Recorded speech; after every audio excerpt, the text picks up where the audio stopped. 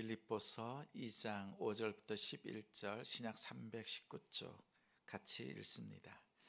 너희 안에 이 마음을 품으라. 곧 그리스도 예수의 마음이니 그는 근본 하나님의 본체시나 하나님과 동등됨을 취할 것으로 여기지 아니하시고 오히려 자기를 비워 종의 형체를 가지사 사람들과 같이 되셨고 사람의 모양으로 나타나사 자기를 낮추시고 죽기까지 복종하셨으니 곧 십자가에 죽으심이라.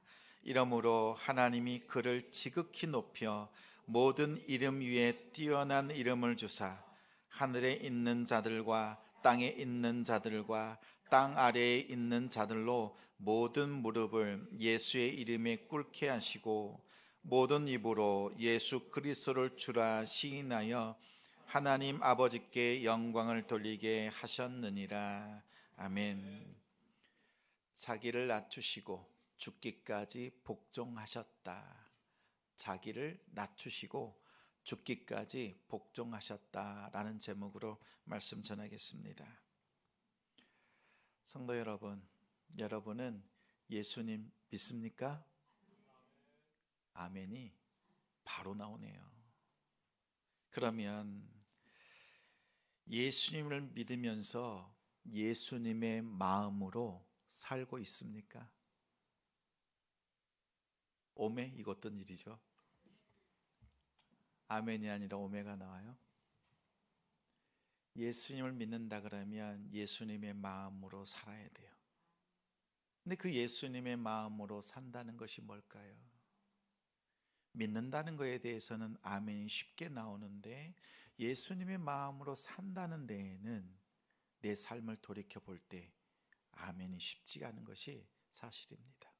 오늘 말씀 속에서 하나님의 마음, 주님의 마음으로 산다는 것이 무엇인지 말씀을 듣고 깨닫고 그 삶을 살아내는 우리 남동탄 지성교회 성도들이 되시길 바랍니다. 며칠 전에 대한민국과 호주에 야구 경기가 있었습니다. 한번 보셨어요? 이겼지요.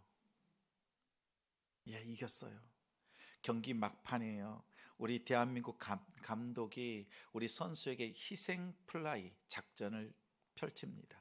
왜냐하면 한 점만 내면 이기는 것이었거든요. 올라갈 수 있습니다. 그래서 희생 플라이를 합니다. 희생 플라이는요, 타자가 공을 최대한 높이 멀리 보내는 거예요. 높이 뜨면 바로 잡히지만 2루나 3루에 있는 주자가요, 그 잡자마자 뛰어 들어와서 점수를 낼 수 있거든요. 우리 한국 선수가 타선에 섰습니다. 땅 쳤습니다. 공이 뜹니다. 멀리 갑니다. 잡았어요. 희생 플라이가 됐어요. 타자는 죽었어요. 그런데 3루에 있었던 우리 선수가 냉큼 달려와서 한 점을 냈습니다. 그 한 점으로 승리했습니다.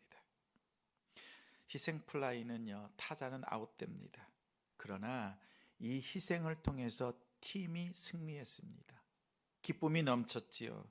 사실 야구에서 희생 플라이는요, 타자에게는 타율에 조금도 도움이 안 돼요. 도움이 안 돼요. 감독한테 이런 생각이 들겠죠. 왜 내 차례에 희생 플라이를 하라고 하는 거야? 이렇게 생각할 수 있죠. 그런데 좋은 선수는 감독의 말에 듣습니다. 그리고 자기의 기록, 타율을 높이는 것보다 팀이 이기는 데에 우선합니다.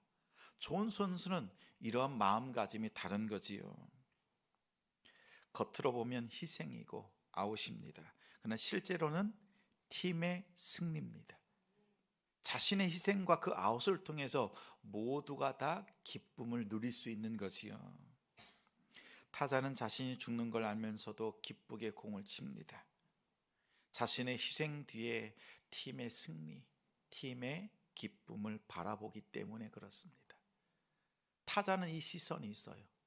마찬가지로 우리 성도들은 이 시선이 있어야 합니다. 겉으로 보이는 희생, 수고, 고통, 아웃, 이게 아니라 이 뒤에 있는 것을 볼 수 있는 지혜로운 성도들이 되길 바랍니다. 겉보기에는 손해 같고 희생 같은 일들이 있습니다. 실제로는 주님 안에서 누리는 큰 기쁨인 거예요. 이것이 보이지 않으면 희생하지 않습니다. 손해보지 않습니다. 근데 이것이 보이는 성도는 달라요. 그 뒤에 기쁨을 보기 때문에, 하나님의 영광을 바라보기 때문에 그 길을 갈 수 있어요. 그 길은 다름 아닌 순종의 길입니다. 순종의 길. 오늘 본문의 사도 바울은 감옥에 갇혀 있었습니다. 이제 멀리 떨어져 있는 빌립보의 교회에 또 성도들에게 편지를 써서 보냅니다. 이 짤막한 편지 속에 사도 바울은 무려 16번이나 기쁨, 기쁨, 기쁨 이것을 써서 보냅니다. 감옥에 있으면서도 어떻게 이렇게 기뻐할 수 있을까? 또한 자신이 누리고 있는 그 기쁨을 가지고 성도들에게 기뻐하라고 말하고 있습니다. 우리 1장 3절 4절 말씀 같이 읽겠습니다. 내가 너희를 생각할 때마다 나의 하나님께 감사하며 간구할 때마다 너희 무리를 위하여 기쁨으로 항상 간구함은, 이건 사도 바울의 고백이자 저의 고백입니다. 우리 성도들을 생각할 때마다 감사가 넘칩니다. 우리 성도들을 위해서 기도할 때마다 기쁘게 하나님 앞에 기도하고 있습니다. 또한 저에게는 욕심이 하나 있어요. 성도들이 담임 목사님 생각할 때 항상 감사가 되고 항상 기뻐할 수 있는 그런 목사, 그러한 사명을 잘 감당하는 우리 목사님 되길 바란다. 그런 기쁨과 감사가 있기를 소망합니다. 욕심인가요? 욕심을 더 크게 내보겠습니다. 사도 바울은 이 기쁨이 있었어요. 자신 안에 어떤 기쁨이요? 그리스도의 마음, 주님이 주시는 그 기쁨이 넘쳤던 겁니다. 그래서 성도들에게도 권면합니다. 5절 말씀 같이 읽어요. 너희 안에 이 마음을 품으라. 곧 그리스도 예수의 마음이니. 마음을 품으래요. 이게 품는다, 마음을 품는다라는 것은 생각하는 거예요. 자신의 태도를 취하는 겁니다. 자신의 인생의 방향을 결정하는 거예요. 품는다는 것은 이 세 가지 뜻이 있습니다. 사도 바울은 이렇게 말하는 거지요. 너희가 그리스도 예수의 마음을 품으라 라는 거예요. 그러면 예수의 마음은 뭐예요? 예수님께서 살아가셨던 그 방식, 그 삶의 양식을 따라서 살라는 것입니다. 그러면 예수님의 그 마음, 그 살아가는 삶의 양식으로 살아가면 바울 자신처럼 지금 그 기쁨이 성도들 가운데서도 넘쳐날 수밖에 없다라는 권면을 하고 있습니다. 예수님의 삶을 가장 아름답게 표현한 것이 오늘 본문 말씀이에요. 연구하면서 살펴보니까 오늘 본문 말씀은요, 찬양시라고 합니다. 사도 바울이 직접 쓴 글인 것처럼 보이지만 다른 곳에서 찬양 올려드렸던 그 글을 인용해서 기록한 것으로 보는 학자들도 있더라고요. 근데 가만히 우리가 오늘 본문 말씀 읽어보니까 뭐가 생각이 나요? 사도신경이 생각이 납니다. 나는 유일하신 아들 예수 그리스도를 믿습니다 라고 한 뒤에 그는 태어나시고 고난당하시고 부활하시고 승천하시고 이 내용이 나오지요. 예수님께서 하신 일인 거죠. 빌립보서 안에 이 사도신경이 담겨 있는 거예요. 예수님께서 하신 일인 거예요. 예수님이 무슨 일을 하셨습니까? 라고 물으면 우리 뭐라고 대답해요?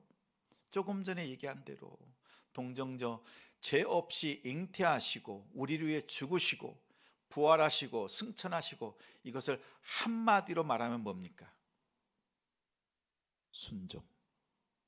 순종이에요.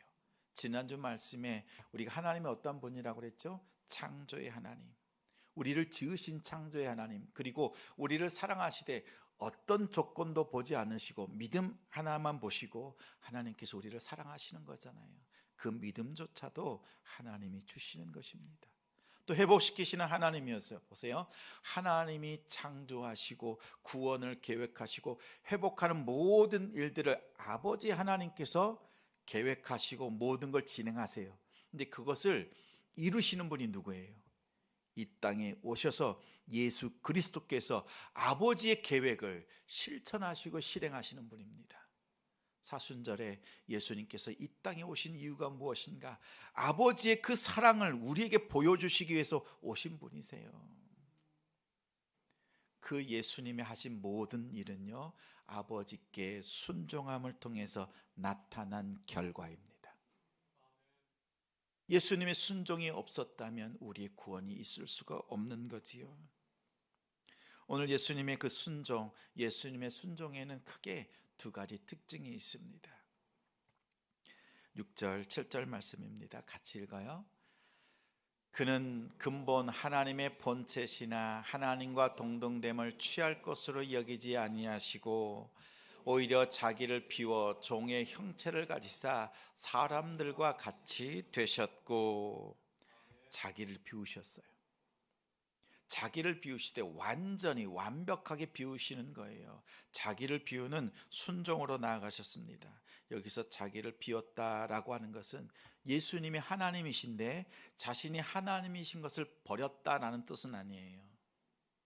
예수님은 이 땅에 사람으로 오셨지만 인성도 계시고 신성, 하나님의 성품도 그대로 유지하시는 분이에요. 그러니까 자기를 비웠다라고 하는 것은 하나님이 되기를 버렸다는 것이 아니라 하나님이 가질 수 있는 권리, 그 권한을 사용하지 않으신다라는 뜻입니다. 그것을 포기하신 겁니다. 하나님이신 예수님께서요, 인간이 되시는 거예요. 왕이 스스로 종이 되신 겁니다. 그러면 순종은 언제 시작될까요? 순종이 언제 시작돼요? 예수 그리스도가 내 안에 들어오실 때, 정말 믿어질 때입니다. 근데 우리는 이 순종이 쉬워요, 어려워요? 쉽지 않지요. 순종을 좋아해요? 좋아하는 사람이 많지 않습니다. 제가 예전에 부교육자로 예배를 드릴 때 항상 앞자리가 비어 있는 거예요. 그래서 맨 뒤에 있는 성도님에게 부탁을 드렸습니다. 성도님, 저 앞자리 금자리입니다. 금은동 아시죠? 뒷자리는, 맨 뒤에는 동자리예요. 그래서 맨 앞자리 가서 은혜 받으시면 좋겠습니다 라고 했더니요, 그 성도님이요, 싫어요, 싫다 하시는 거예요. 제가 한마디 했습니다.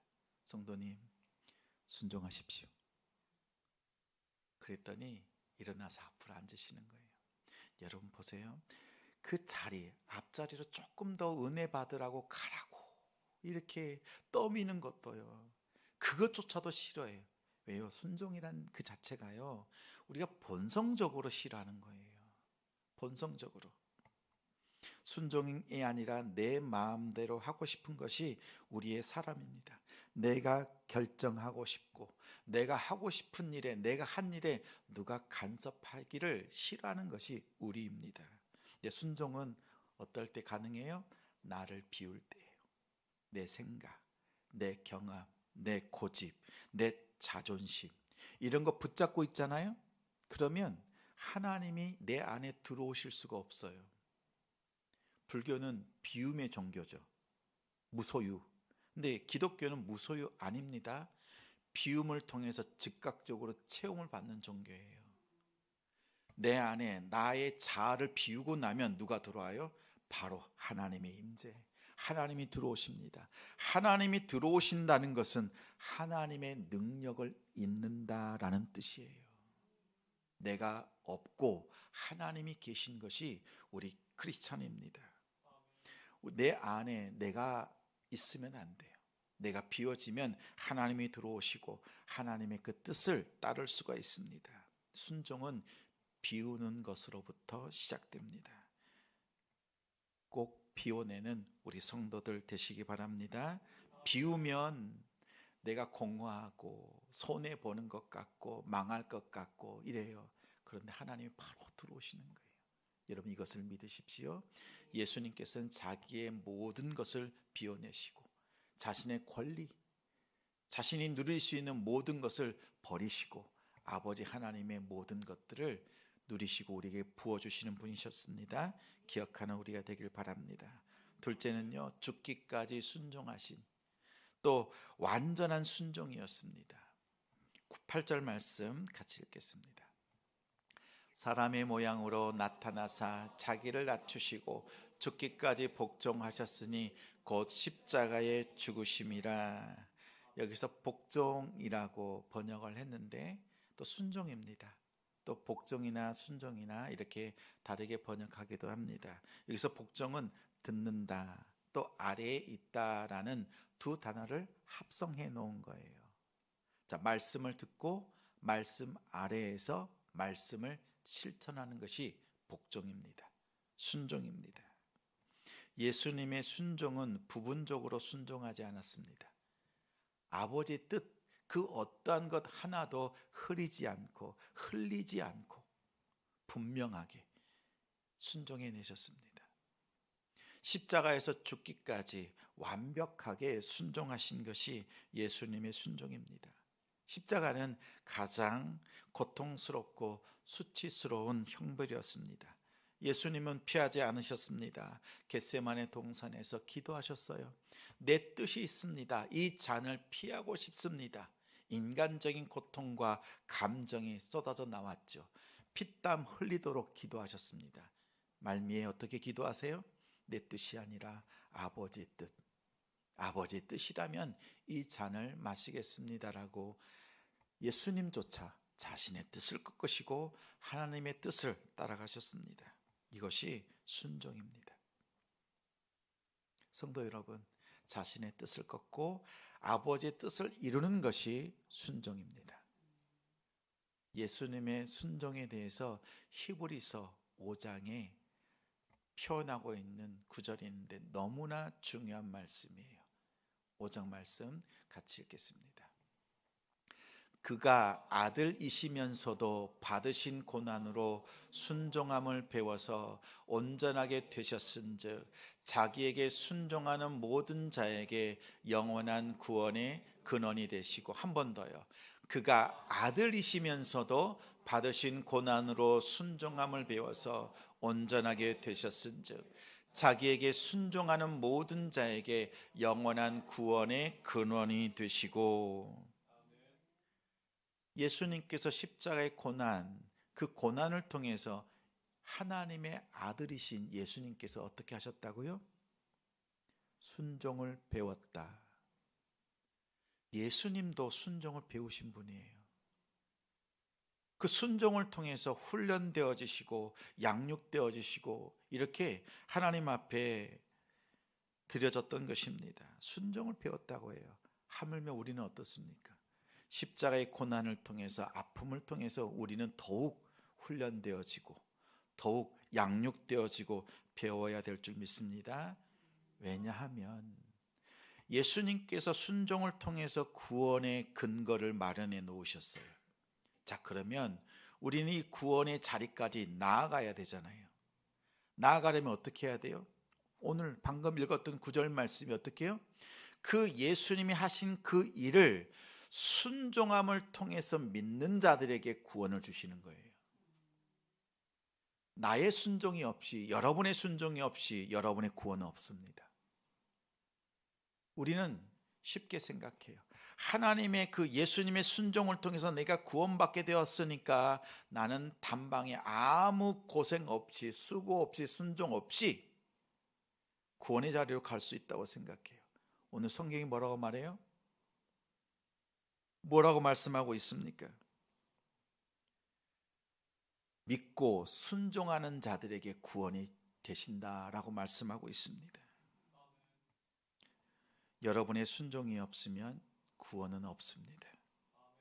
죽기까지 순종하신 그 순종, 우리가 십자가를 통과하지 않고 부활의 영광으로 들어갈 수가 없습니다. 이 고난, 이 순종 우리도 배우고 우리의 삶 속에서 또 이뤄가는 우리 성도들 되시기 바랍니다. 하나님께서 이제 예수님을 통해서 이 아름다운 일들을 하시는 거예요. 자신 안에 있는 모든 것을 다 비워내시고 하나님의 영광과 그 능력으로 행하시고 또한 십자가를 지시는데 완벽하게 그 순종을 이뤄 가십니다. 그러면 십자가로 끝났느냐? 이것이 아니지요. 하나님께서 하신 일이 있어요. 9절부터 11절 말씀 같이 읽습니다. 이러므로 하나님이 그를 지극히 높여 모든 이름 위에 뛰어난 이름을 주사 하늘에 있는 자들과 땅에 있는 자들과 땅 아래에 있는 자들로 모든 무릎을 예수의 이름에 꿇게 하시고 모든 입으로 예수 그리스도를 주라 시인하여 하나님 아버지께 영광을 돌리게 하셨느니라. 아멘. 예수님께서 이 땅에 오셔서 십자가의 사건으로 부활로 그냥 끝난 것이 아닙니다. 하나님께서 어떻게 하세요? 그를 지극히 높이셨습니다. 이 땅에 두지 않으시고 하나님 보좌 우편에 두셨습니다. 이 말씀의 성취가 요한계시록 5장에 보면 이 사도 요한이 하늘을 바라보죠. 모든 만물이, 하늘에 있는 모든 천군 천사, 이 땅에 있는 사람들, 그리고 땅 아래에 있는 악한 영들, 더러운 것들, 또한 지옥에 있는 모든 것들이요, 하늘의 하나님을 바라보면서, 특히 성자 예수 그리스도를 바라보면서 예배하는 것이 요한계시록 5장 말씀입니다. 하나님께서요, 그를, 예수를 지극히 높여주셨습니다. 여러분, 왜 높여주시는 거예요? 예수님의 그 순종을 따라 그 십자가의 고난을 통과하고 부활의 영광으로 들어온 자들에게요, 하늘의 영광이 있거든요. 영원한 삶이 있거든요. 이것을 따라오도록 인도하시는 하나님의 역사입니다. 예수님은 높아지시기 위해서 낮아지신 것이 아닙니다. 높아지는 것을 결정해 놓고 죽으시고 찢기신 것이 아닙니다. 오직 순종함을 통해서 낮아지셨고 낮아지신 그 예수 그리스도를 높이신 것은 아버지 하나님의 뜻이었습니다. 여러분, 순종하는 성도, 낮아지는 성도 하나님께서 반드시 높이십니다. 하나님께서 반드시 구원하십니다. 이 말씀이 우리에게 약속으로 주어져 있습니다. 비워야 합니다. 그러면 하나님께서 내 안에 들어오시고 우리가 낮아지면 하나님께서 높여주시고 우리가 십자가의 고난을 통과하면 영원한 부활의 기쁨을 우리에게 부어주십니다. 겉으로 볼 때에는 비워지는 거지요. 겉으로 볼 때는 고난인 거지요. 겉으로 볼 때에는 뭐예요? 낮아지는 거예요. 비천한 거예요. 그런데 성도는요, 그 뒤에 있는 것을 볼 수 있어야 합니다. 그것을 보여주신 분이 누구예요? 예수님이시잖아요. 오셔서 이것을 행하시고 내가 너희에게 본을 보였으니 너희도 나를 따라 이 순종의 길 걸어가기를 원하시는 겁니다. 사도 바울 역시 그것을 권면하는 거예요. 성도들에게 그리스도의 마음, 주님이 걸어가셨던 그 순종의 그 마음을 실제로 살아내라고 말씀하고 있는 겁니다. 사도 바울이 이 말씀을 기록하는 목적이 예수님이 그런 삶을 살았다라는 것을 그냥 보여주고 가르치는 교육용으로 보여준 것이 아니에요. 교회와 성도가 그 예수님의 순종의 길을 걸어가도록 당부하고 있는 말씀입니다. 십자가 뒤에 부활이 있습니다. 예수님께서 만약 순종하지 않으셨다면 우리에게 구원이 없습니다. 이제 예수님은 확실한 구원을 보여주셨고 이제 순종하고 따라오는 자들에게 그 구원을 선물로 주십니다. 여러분, 순종의 그 길 걷지 않으시겠습니까? 이 길을 걷지 않으면 구원이 없습니다. 이 말씀이 이렇게 준엄하잖아요. 그럼에도 우리는 왜 순종을 싫어할까? 왜 순종이 잘 안 될 거야? 순종을 잘 안 하고 못합니다. 또 순종을 싫어합니다. 싫어해요. 싫어하는 이유, 또 잘 안 되는 이유가 있어요. 내 안에 자기의 뜻이 강하기 때문에 그렇습니다.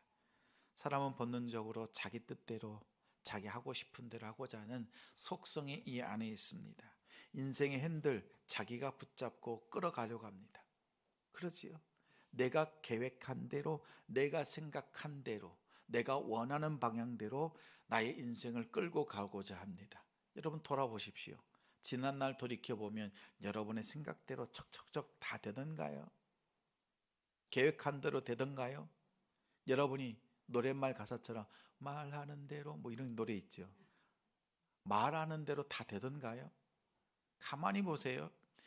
100개 중에 하나 될까 말까 했던 그걸 가지고 됐다고 생각했어요. 대부분은 안 돼요. 내가 핸들을 가지고 붙잡고 했던 그 일들이 잘 되지 않습니다. 순종은 내 뜻을 꺾고 하나님께 내 인생의 핸들을 넘겨드리는 거예요. 주도권을 주님께 맡기는 것입니다. 여러분 지금 핸들을 누가 잡고 있는지 살펴보십시오. 내 뜻으로 어거지로 힘으로 하고 있지는 않은가. 하나님께 주도권을 넘기는 성도들 되시기 바랍니다. 또 우리가 순종을 싫어하고 안 하는 이유가 하나 더 있는데 순종의 결과를 두려워합니다. 내가 순종했어요. 하나님께 내게 감동 주셔서 순종했네. 근데 순종의 결과가 손해. 결과가 내가 원하는 게 아니에요. 또 내가 이렇게 순종하잖아요. 내가 희생을 하면 내 곁에 있는 사람도 같이 좀 희생하고 같이 충성도 좀 하고 이래야 되는데 나만 희생하고 나만 충성하고 그렇게 보이는 거예요. 그러니 그 순종의 결과가 두려운 거예요. 그래서 안 해요. 순종을 심지를 않은 거예요. 순종의 결과는 하나님께 맡기는 겁니다. 나는 순종을 심는 거예요. 나 혼자 심든지, 나 혼자 충성하든지, 나 혼자 눈물 흘리고, 나 혼자 눈물 흘리며 기도하든지, 나 혼자 예배를 하든지 하나님께 심는 데에 중요합니다. 결과에 마음 빼앗기지 마십시오. 사탄은 자꾸 그 결과가 안 좋을 거라고 자꾸 우리 마음을 흔들어 놓잖아요. 그래서 순종 자체를 심지 못하게 합니다. 결과를 두려워하지 마십시오. 순종을 심는 것 자체가 승리입니다. 여러분의 마음에 감동이 될 때, 또한 섬겨야 될 마음들이 생길 때, 성도들을 돌아봐야 될 마음들이 생길 때 여러분 그 마음을 잠재우지 마시고 순종하십시오. 심으면 열매가 있습니다. 세 번째는 더 중요한데 하나님을 충분히, 하나님을 완벽하게 믿지 않기 때문에 그렇습니다.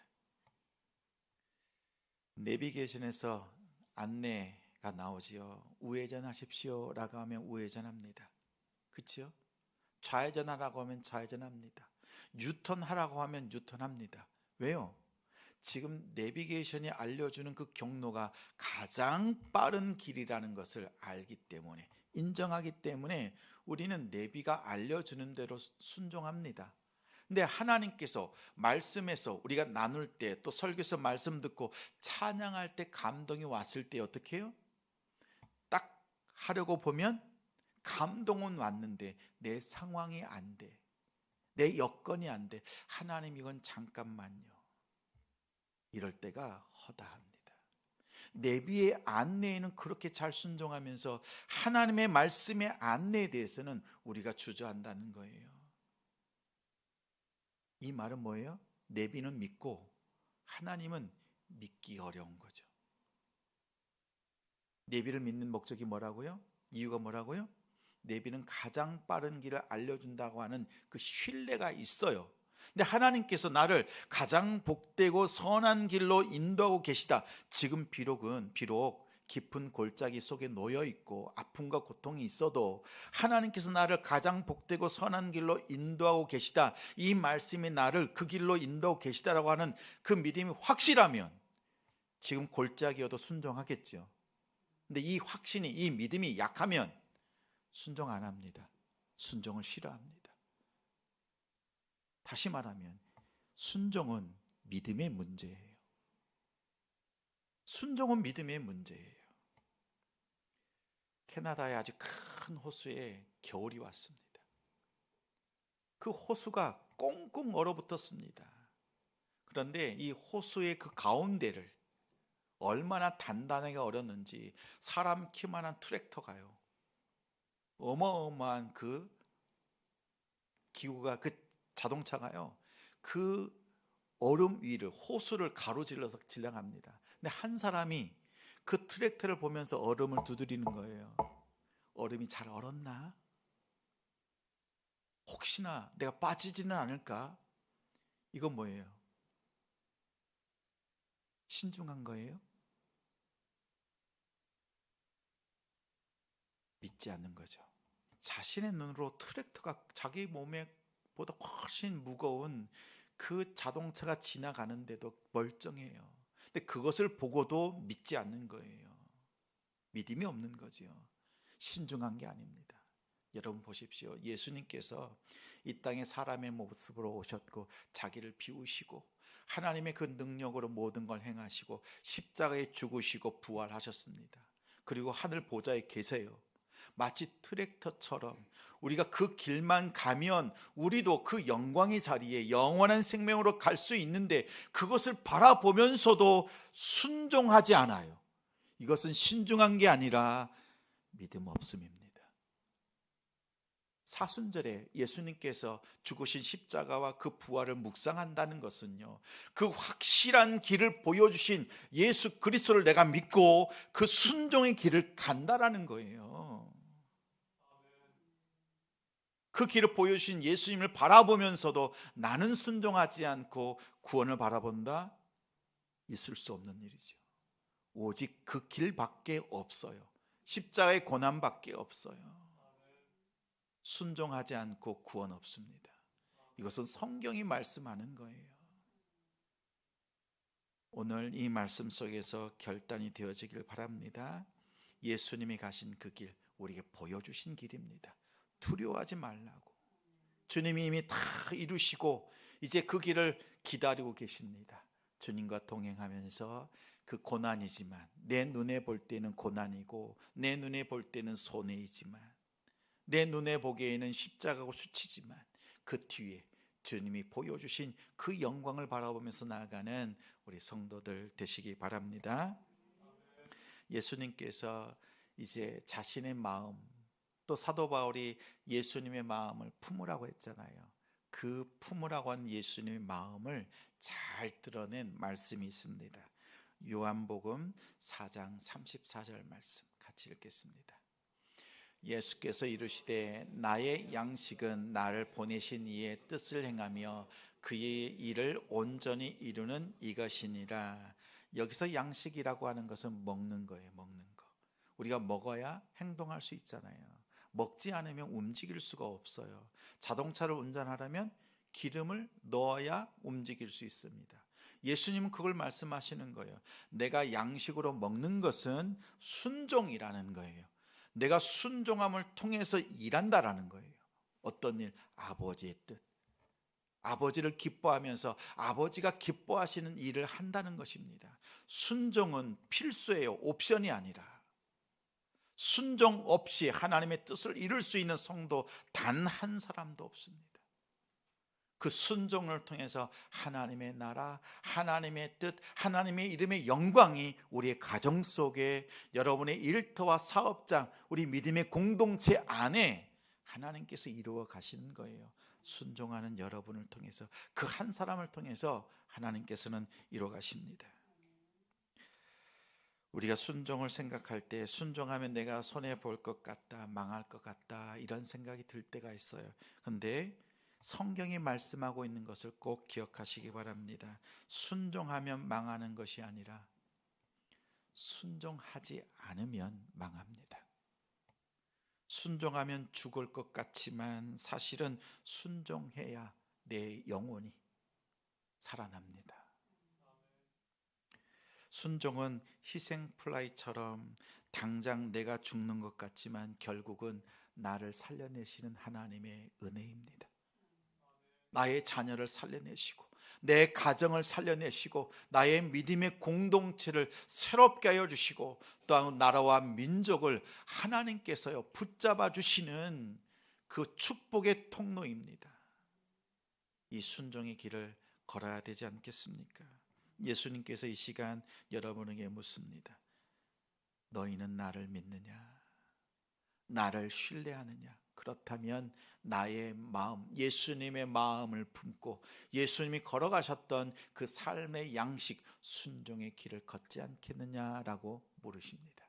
성도 여러분, 어떻게 대답하시겠습니까? 이 시간 입술로 대답하지 마십시오. 한 주간 삶으로 대답하시는 우리 성도들 되시기 바랍니다. 주님께서 우리 성도들의 삶의 순종의 대답을 통해서 영광 받으시고 우리 가정에 또한 하나님께서 여러분을 보내신 그곳에서 영광 받으실 줄 믿습니다. 예수님의 그 순종을 통하여 믿음으로 나아가고 하나님이 주시는 은혜와 복을 누리는 복된 가정들이 되시기를 주님의 이름으로 축원합니다.